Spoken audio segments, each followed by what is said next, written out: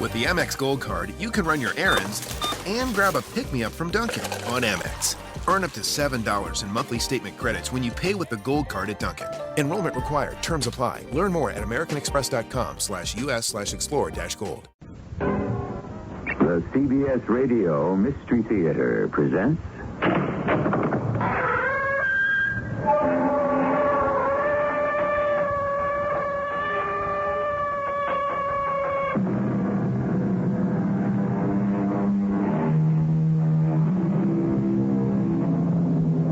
Come in. Welcome. I'm E.G. Marshall. When you strike at a serpent that hisses, you may only cause it to spring. That's rather sage advice when you come to consider it. But why is it so often disregarded? Why do people poke at snakes? Why don't people let sleeping dogs lie? Perhaps it's just as well. After all, if everyone always did the sensible thing, whatever would we do for stories? Miss Constance, didn't you say in front of many witnesses that you were going to kill Mr. Crawford? Well, sometimes you say something that Weren't you in his apartment at approximately the time of the murder? Well, I only went there to... And aren't your fingerprints on the knife that killed him? But there must be an explanation. There is. You're guilty of murder.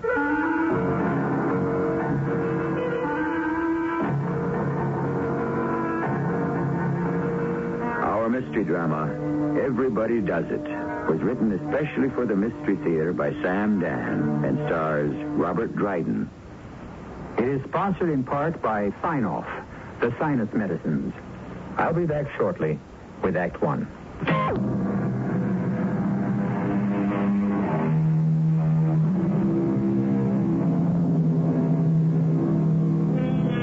We're in one of those posh eating places where mediocre food is called by esoteric French names, and customers pay exorbitant, even obscene prices to be treated like cattle by an arrogant, ill-mannered staff.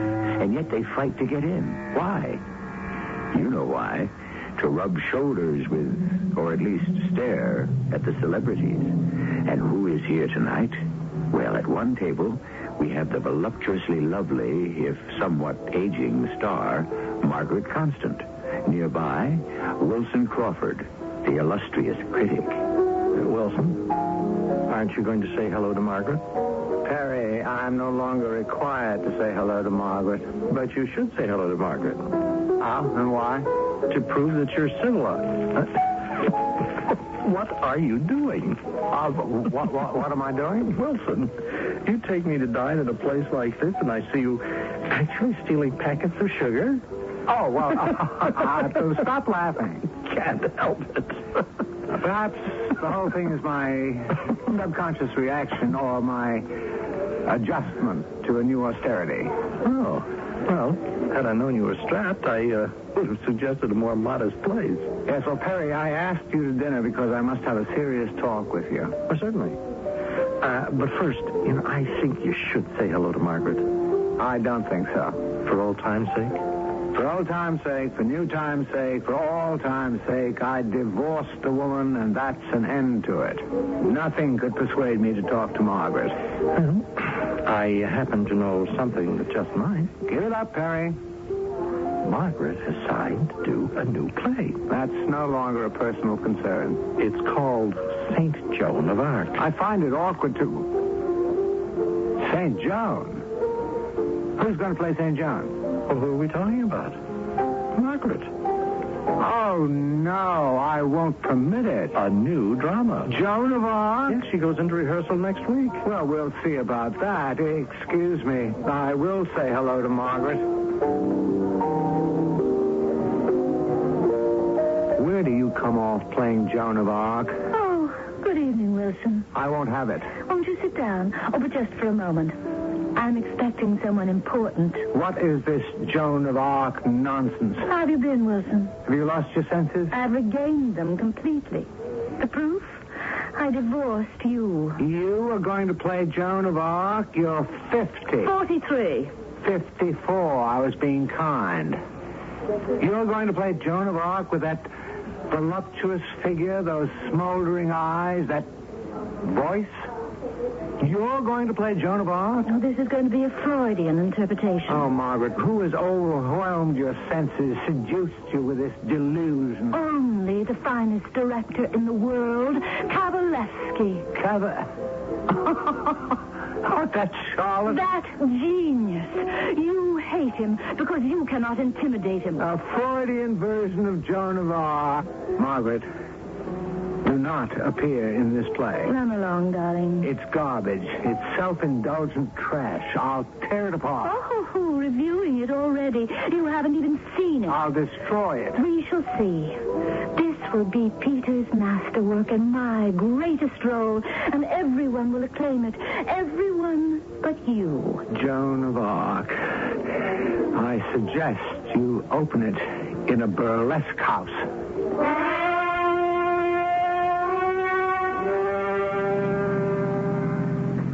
Well, have you simmered down sufficiently? The woman's an absolute fool. So, what's to be done? I have my own problems. Perry, would you pull over to the curb? I have to talk with you. I've been trying to broach the subject all night. What subject? Money. Money? I never worried about money. There was always enough and to spare. I made it, or Margaret made it. When we decided to part, I let her have everything. Oh, well, I thought you had a better lawyer than that. She's going to need it. She'll go broke trying to prove she's a serious actress. Well, now I seem to be a bit short, and I was wondering if you could give me an advance. I thought I'd do a book of critical essays. I don't publish critical essays. They don't make any money. Now, a blockbuster bestseller with all the dirt and the inside theater gossip of the past 20 years? Ho, ho, ho, ho. We've had this discussion before. I couldn't write such a book. Well, thanks anyhow, Perry. I'll just have to scale down my style of living or work a little harder. Would you be interested in a rather lucrative special income? Oh, would I? Yeah, I can trust you, Wilson. And there's no reason why you shouldn't make some easy money. Easy money? Mm-hmm. I'm afraid that has an ominous sound. But it's really very simple. What would I have to do? Well, people like you and me, we travel constantly. Yes? And you're always flying to London to see the new plays. And I scour the continent for literary properties. Thus, we may perform a service for certain people. What sort of service? A messenger service. The more I hear this, the less I like. We are eminently reputable people. Who would suspect us of anything or even think to watch us? Well, you're about to suggest some smuggling. Now, just consider that you're acting the part of a confidential courier. Of course, it's dishonest. Well, of course. But everybody does it. Everyone? You'd be surprised how many. People whose credentials are impeccable. But those people are thieves. Perhaps. But only a little bit. One cannot be a little bit of a thief. You are. Me? Yes. Don't you steal packets of sugar from restaurant tables? Oh, well, that isn't stealing. Well, I suppose it's all in the way you look at it. Well, how can you compare? You mind dropping me off at my place? Well, I tried. Well, thank you, Perry, but I don't think I'd be interested.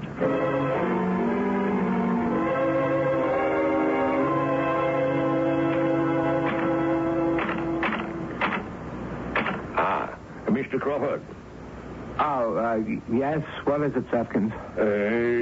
Shall you be having lunch at home, sir? I suppose so. Oh, Sefkins, I brought some sugar home last night. Yes, I'm aware of that. I emptied your jacket pockets this morning. Are you laughing at me? Oh, no, sir. No, sir. We have to tighten our belts. Any economy, no matter how small, is important. Yes, sir. And if we're not required to purchase sugar over the course of a year, isn't that an important saving? Yes, sir. Just pardon me, sir. Mr. Crawford's residence. Yes, who's calling? Oh. Yes, I'm sorry, sir. Mr. Crawford is out. Yes, I shall give him your message. Who was that? The bank, sir. The account seems to be overdrawn. Well, that must be a mistake. Oh, I'm afraid not. Call back and say I'll deposit some money today. Well, unfortunately, sir, I cannot do that. There are no funds, Mr. Crawford, anywhere. Well, I expect my salary from the magazine. Yes, but that will just cover the rent. And then those articles I wrote for the... Yes, sir, but that check is not due until the 15th of next month. Well, obviously, we must do something, Sevkins. Yes, sir. Any mail this morning? All bills. Any calls? Mr. Gulliver called, sir. Perry, what do you want? You just called to chat. I said you were busy writing. Yes, that's exactly what you should have told him. Mm-hmm. That's all, sir. And it's just as well. We've had enough bad news for one day. Yes, sir.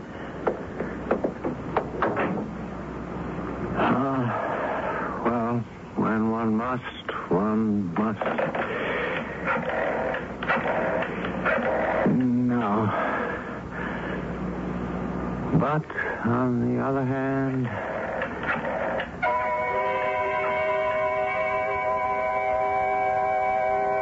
Come on in, Wilson. Perry, I'll be brief. This thing you discussed with me, I've decided to try it. Well, I knew you would. Just exactly what is involved. Well, the next time you go to London, see, I know somebody who'll pay your fare and give you $1,000. In return for what? You carry a small package. Which contains... Usually, gems. And then what? Someone will relieve you of your burden, and when you're ready to return, there'll be another package. And another fee. Well, what do you think? I think it's wrong. True. But I plan to go to London next week. Leave everything to me.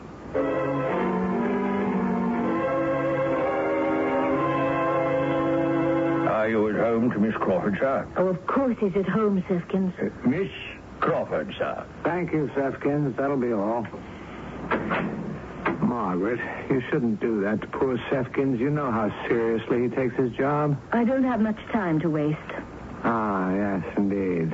And yet, isn't time the image of eternity? Oh, stop it. You always have to remind people how learned you are. That's why I divorced you. Well, if memory serves, I divorced you. We decided to part friends. We did have 15 years.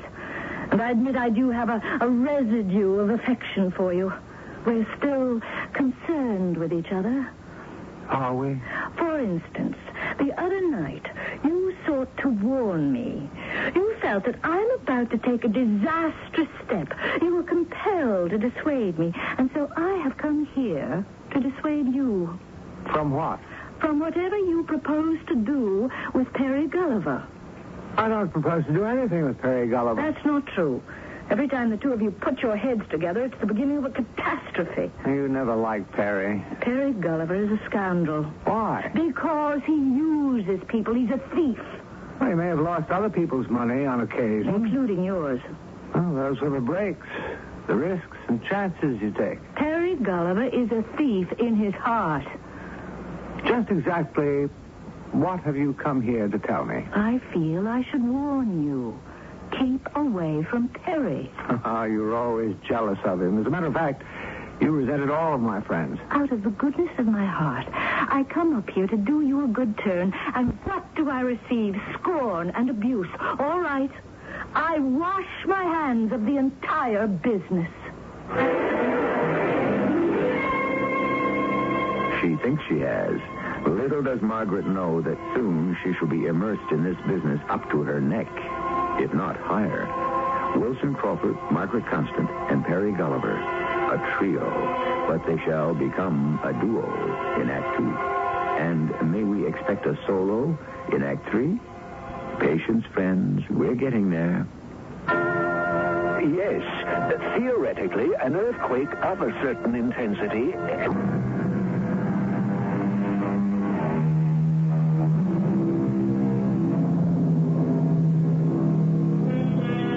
The commandments are uncompromising. They state in bold and fiery letters, "Thou shalt not." However, we imperfect mortals here below try to shade the meanings here and there. We console ourselves by saying, "Doesn't everybody do it?" Well, whether or not everybody does or doesn't, a gentleman named Wilson Crawford is about to. I'll get that, Sefkins. Don't bother. Hello. Wilson? Oh, it's you, Perry. No, weren't you expecting my call? Yes, I suppose I was.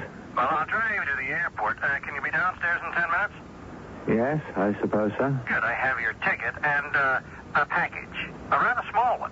It should fit into your attaché case. Perry, I don't know. Don't be so nervous. The thing is absolutely ironclad, surefire, and foolproof.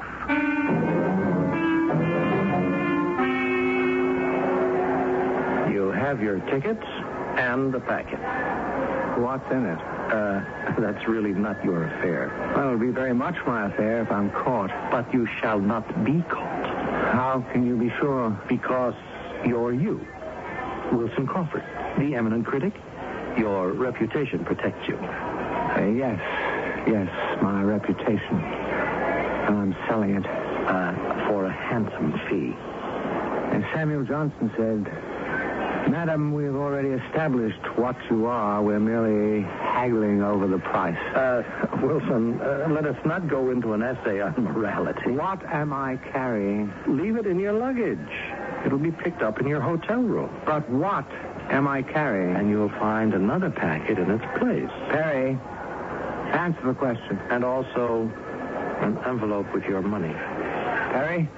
In crisp new bills. I won't get on that plane until you tell me. Diamonds. Now, are you happy? No, I'm not happy. It's just, if it had been something else, I would have refused. You take what you get, Wilson.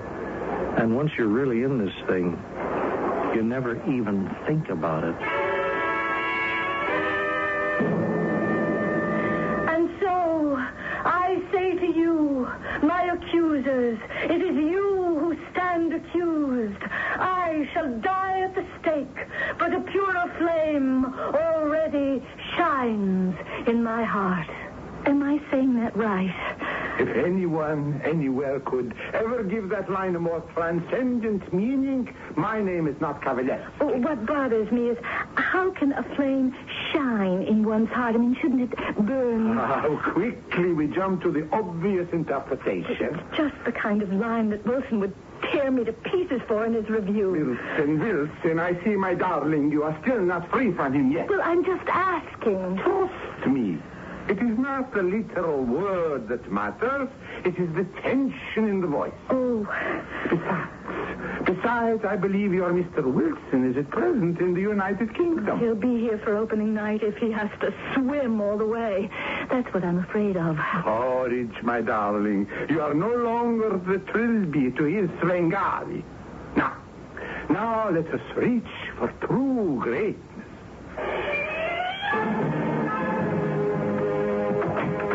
Wilson, you're back. Well, why didn't you call me? That skipped my mind, Perry. You were to call me as soon as you arrived home. I know, but this is an opening night. You have something to deliver to me? Oh, yes, I suppose I have. You suppose? Yes, an envelope. A very large cellophane envelope. It appeared to contain several pounds of... Well, it looked like sugar. You had no business opening it. No one would pay to smuggle a few pounds of sugar, so I must assume it was a drug. Hand it over. I draw the line at that. So it's just as well. What is just as well? It's just as well that I lost it. I must have lost it. I don't have it. Just hold it for a minute. Therefore, since I cannot deliver the goods, I cannot accept the money. Here it is. Same crisp bills, $1,000. Furthermore, Perry, I've decided this isn't for me. Wilson, you had better give me that package. This is morally wrong. How can I do it? Margaret was right about you. Margaret? What does Margaret have to do with it? She smelled a rat long before I did. All she had to do was see us sitting together in that restaurant, and she knew there was trouble. Listen to me. She's right. You are a thief. Well, be one without me. I quit. You can't quit. Watch me. They won't let you quit. They?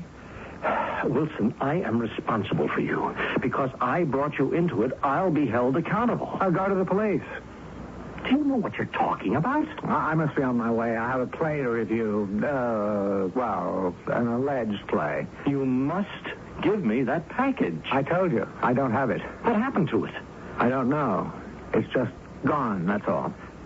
It was placed inside your suitcase when you left London. And yet when I looked for it this morning, it wasn't there. Well, what could have happened to it? I haven't the vaguest idea. They won't believe it. They'll think you sold it on your own. The street value of that package is well over $1 million. Indeed. Well, I can't miss the opening curtain. Wilson, don't force me to... Do what? To do something drastic. I am responsible for you. You should be. And I'm responsible for you, too. After all, a man should always be his brother's keeper.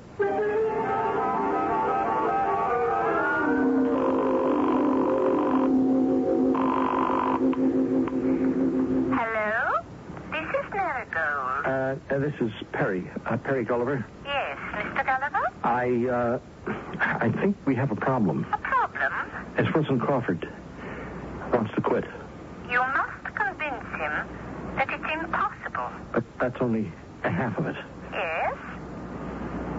He doesn't have the package. The package? The one he was to bring from London. He doesn't have it. He claims it's lost. He can't find it. Yes? That's why I say we have a problem. We have no problem, Mr. Gulliver. You have a problem. But You brought him into the activity. You are responsible. But what is there I can do? Whatever is required to obtain the package. But how can I do that? You had better learn, and quickly. It's your responsibility. Margaret, darling, you were wonderful. Thank you. An entire new career is before you. I showed him, didn't I? You are incandescent. Oh, listen, it's 11:20 yet. Wilson's review is coming on in a moment. Must we listen to that fool? I want to hear him eat his words. Turn it on for me. Must you listen to that spiteful, bitter... Please, turn it on. Good evening. This is Wilson Crawford. I said to my producer, how can a news segment do justice to a play in the 3 minutes this permits me? Well, for Joan of Arc, a new drama written and directed by Alexander Kavalevsky, one requires not just 3 minutes, but 3 hours, 3 days. How does one even begin to explore the tortuous reasoning, or lack of it, which prompted so many people to associate themselves with this pathetic, hopeless excursion into banality and futility? How dare you, Wilson? And Margaret Constance as Joan of Arc. She is punished for her hubris. For the first time on stage, she looks her age. I'd kill him. The ludicrous spectacle of this aging woman of the world desperately trying to convince us that she is the chaste, spiritual teenage girl who is filled with the rapture of heavenly voices. Turn it off! He does not deserve to live. I'll kill him with my own hands. Mr. Crawford. What is it, Zepkins? The doorman telephones. Miss Constant is on the way up. Oh, we better lock the door until she cools off a bit. I'm afraid that might not be possible, sir. She may still have her key. I'm afraid she does. Wilson Crawford?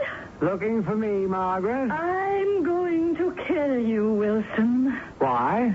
You destroyed me tonight. I would suppose you destroyed yourself. You won't get away with it. You can't deny you were wrong. You heard what I said. I am going to kill you. Go ahead.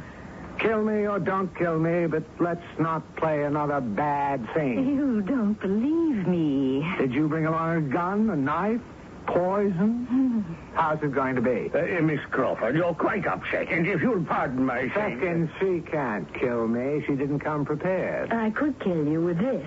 Now, Miss Constance... I bought you this jeweled letter opener. Miss Crawford, please, put that thing Let down. her play the scene, Sefkin. You think this is a joke? It's bad theater. And we must not subject poor Sefkins to a mediocre performance. Sefkins, why don't you go to bed? But, sir, I think we should all... Thank you, Sefkins. Good night. Good night, sir. Good night, Miss Constance. And now, dear Margaret, where were we? I'm going to kill you.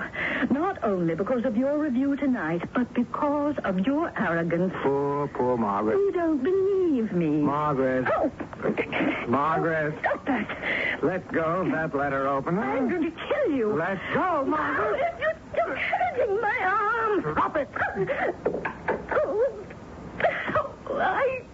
I hate you. I hate you. I'm sorry, Margaret, but I had to write that review. Oh, you destroyed me.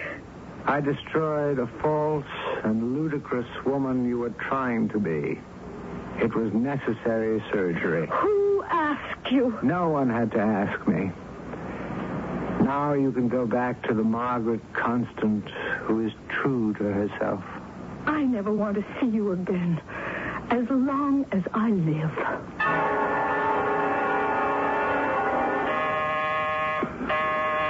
What? Who's that? Oh, what time is it?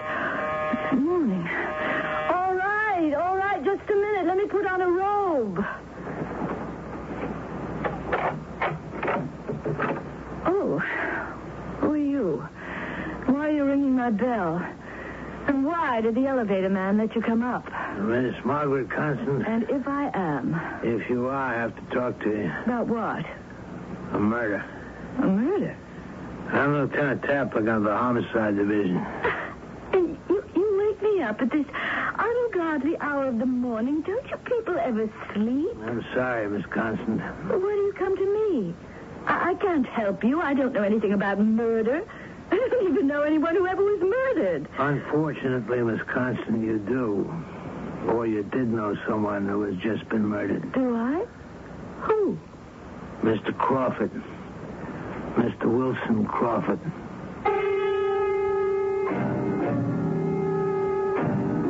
You've heard them shout at ball games, "Kill the umpire." And many people in the theater harbor similar feelings about critics. If this homicide lieutenant is to be believed, someone has just murdered our friend Wilson Crawford. No wonder the police have made a beeline for Margaret Constant's apartment. After all, she made no secret of her feelings concerning Crawford. She's in for rough sledding in Act 3, I can promise you.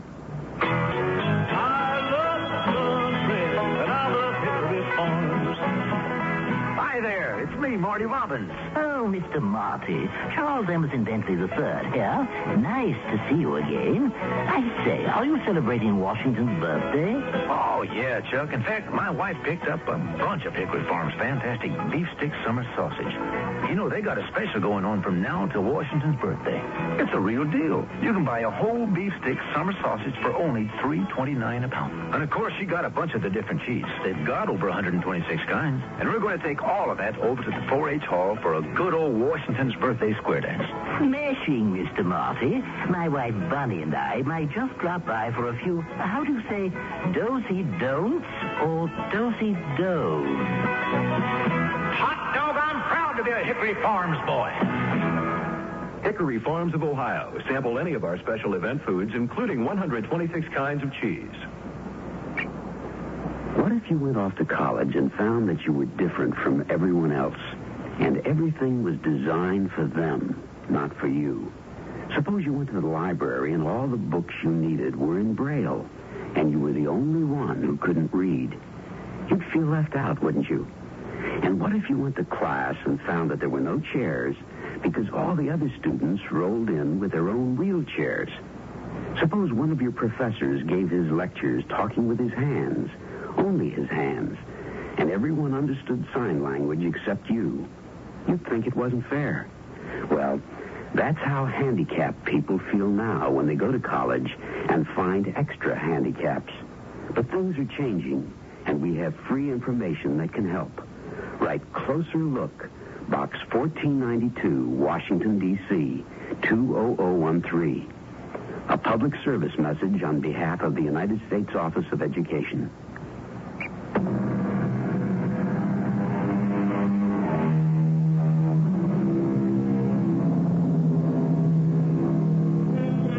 Preserve, said the Roman philosopher, at all times a temperate and pacific posture toward the world. Thus, you shall be spared the storms that constantly buffet the headstrong, the turbulent, and the unruly. Excellent counsel. A wise man does not broadcast any feelings of violence he may harbor against another. Look what's happened to poor Margaret Constant.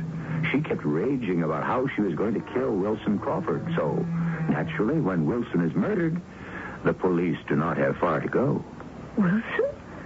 Wilson is dead? Yes, Miss Constant. Oh, it's impossible. I was with him last night. For how long? Well, it was 5 minutes, more or less. What time? What time? Let's see. I heard the broadcast. It was 11:20. I took a taxi to the apartment. It was 11:45 about. The approximate time of the murder. Who'd want to kill Wilson? I am also saying that you were there at about the time of the murder. What? Finally, I'm saying that I should read you your rights as a citizen, and then I must ask you to come downtown.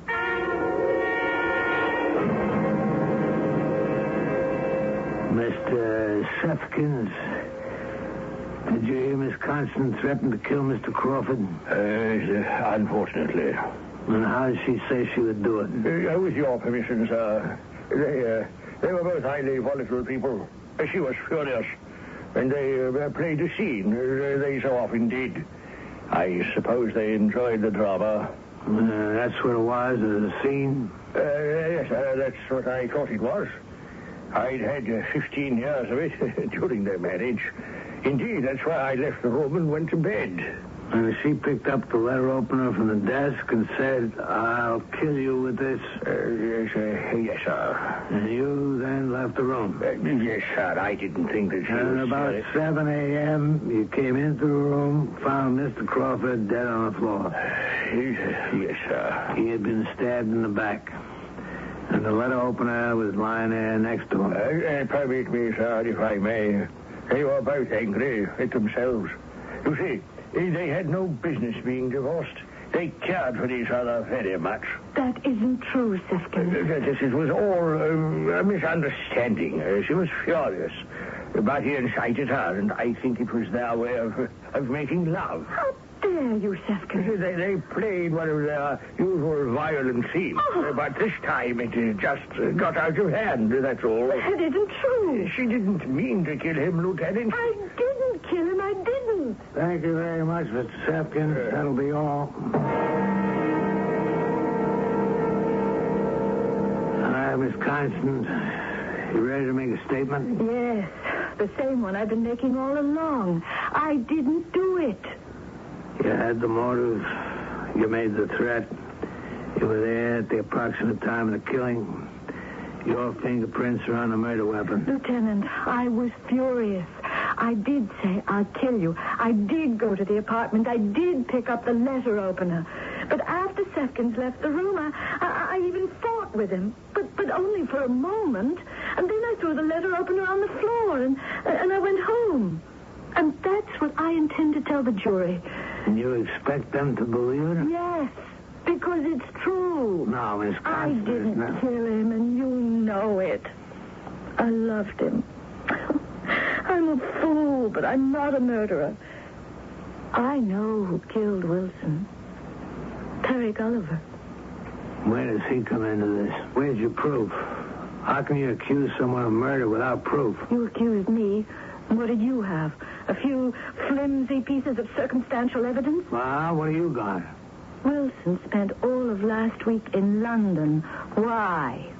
What does that have to do with anything? When Wilson goes to London, it's on business. All right. So he had business. What business? The only reason his magazine would send him would be to review the new plays there. It's the end of the season. There aren't any. So why did he go? Well, maybe it was a pleasure trip. No, he couldn't afford it. He was broke. Well, all right. I still don't see One what... night, I see Wilson and Perry very chummy in a restaurant. A few days later, Wilson flies to London. A week later, he returns. On the next day, he's murdered. Obviously, Perry sent Wilson to London. Why? Why? What was Wilson supposed to be doing in London? He didn't write anything. Well, you know. I have friends in London. They kept an eye on him for me. Went to a few parties and came home. All right, so where are we? If Wilson didn't go there to do anything, perhaps he went there to get something. What? How do I know what? You're the professional. Don't you have any ideas? I've opened a world of infinite possibilities. Now, if this were a play... Look, Miss Constance, this is not the theater. Well, you see, we have Perry Gulliver sending Wilson to London for something. What? Drugs, diamonds, military secrets. Don't you ever go to the movies? When Wilson returned, they quarreled about it. Well, how do we know? How do we know? That's something we can prove. Maybe. Sir, how may I be of service, Lieutenant? Let me ask him. Well, go ahead. It's your investigation. When Mr. Crawford returned from London, did Perry Gulliver visit him? Yes. See, Lieutenant? Do you know why, Sifkins? Mr. Gulliver seems somewhat upset. Why? Miss Constance, I never eavesdrop. You know that. Why do you say Mr. Gulliver seems upset? Lieutenant, as Mr. Gulliver was leaving, I gathered he was angry because Mr. Crawford was supposed to have brought something from London for him. I told you. All right. When Mr. Crawford came home from the airport, did he have his luggage? Yes, sir, his suitcase. Did you unpack it as usual? Yes. First, I ran Mr. Crawford's tub, and as he was bathing, I put away his things. Did you notice anything unusual in the suitcase? Unusual? No, sir. Nothing at all. Think, Sifkins. Well, you might call it unusual, but I'd already become used to it. Used to what? The sugar. Sugar? Miss Constance, after you left him, Mr. Crawford developed the oddest habits. He collected sugar. That is, while dining out, he would, loot the sugar containers, take packets of it, and bring them home to me. And he had sugar in his suitcase? Sir, I noticed some of it had spilled. It was in a sort of package. I opened it, and there was rather a large amount. Sugar? Yes, I said to myself, now, this is too much. Packets are one thing, but loose sugar. Now, this has got to stop. Besides, I didn't like the looks of it. The looks? Yes. It was kind of powdery, so I poured it down the drain. You poured it down the drain? Yes, Miss Constance. Lieutenant, it was a drug.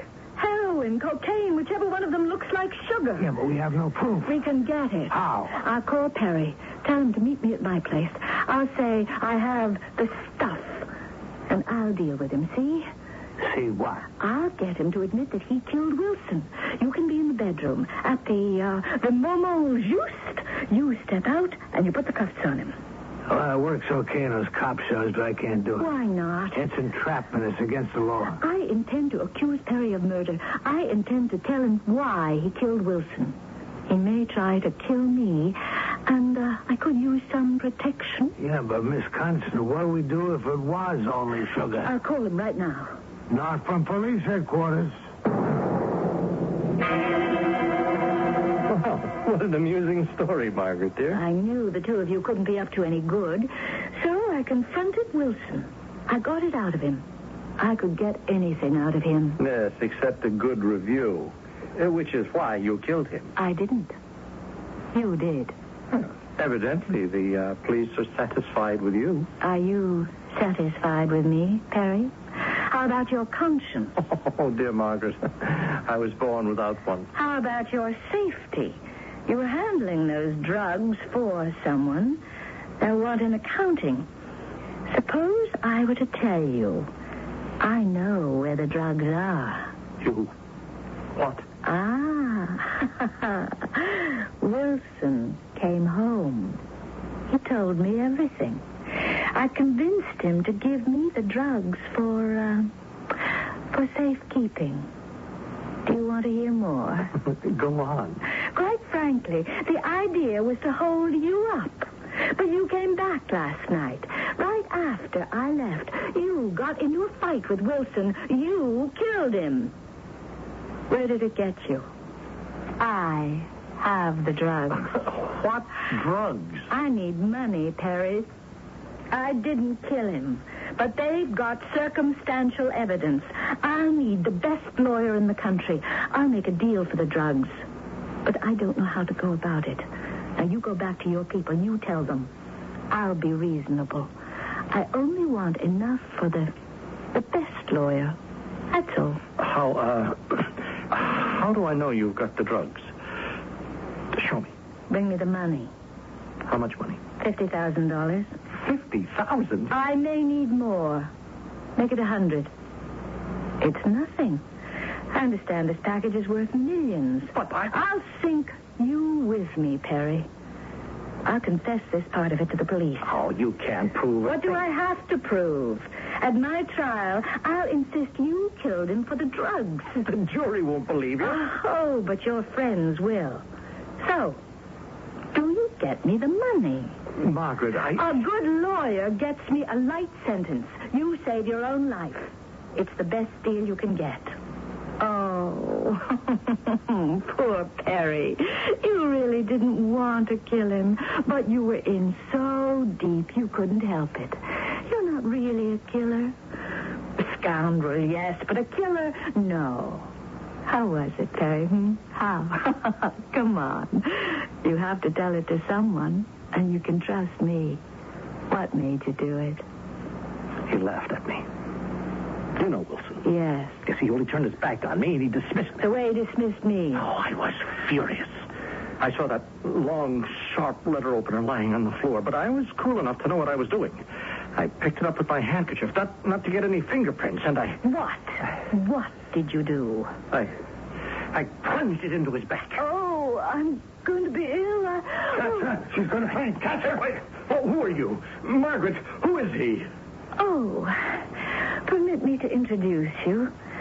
Perry Gulliver, may I present Lieutenant Toplinger of the New York City Police? Permit me now to function as head of the Department of Loose Ends. Perry Gulliver was convicted of the murder of Wilson Crawford, but he received a lighter-than-average sentence because he was able to give certain information concerning drug smuggling. Lieutenant Toplinger has become an avid theater-goer, and Miss Margaret Constant has become a dedicated amateur detective. They often meet to compare notes. Suppose we meet again in a few minutes. Sinus flares up. I'm clogged up, headaches, my whole face hurts. Help! Send for Sign-Off. Sign-Off helps relieve your pain, helps clear congestion, ease sinus pressure, and postnasal drip. Sign-Off does it all. Send for Sign-Off. And for the fastest-known form of congestion relief, Sign-Off Spray, Sineoff. Sign-Off. The sinus medicine's in the bright red box. It's here. For occasional use, only as directed. Gosh, you folks have a beautiful tan. You must have had a great foreign vacation. It was terrible. The inspector took away my teddy bear stuffed with straw. Sir, why would he do that? I don't know. It's because certain agricultural items are prohibited. They could bring a disease or pest to the U.S. that could start an epidemic. Gosh. Even one could. Did you say pest? Yes. Then why didn't he confiscate you? Even one can hurt. Right for traveler's tips. Know the law. Write Traveler's Tips, USDA, Washington 20250.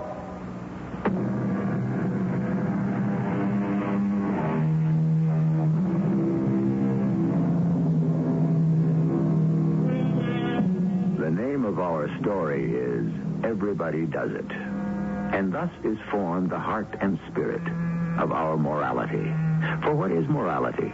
It comes from the word mores, which means custom, usage. And so the hard fact is we are what we do. What society sometimes approves of. Becoming a magician takes thousands of hours. Right, Ashley? Oh, I'm not a magician. I'm a design specialist at the Container Store. But you transform closets and pantries. Well, I turn your most frustrating spaces into ones you love. With a magic wand? With Alpha, our customizable, adjustable, and affordable shelving and drawer system. The amazing Ashley! Making daily frustration disappear. Just doing my job. Transform your space with Alpha and save 20% on purchases over $500. Get started with your free design at the Container Store today.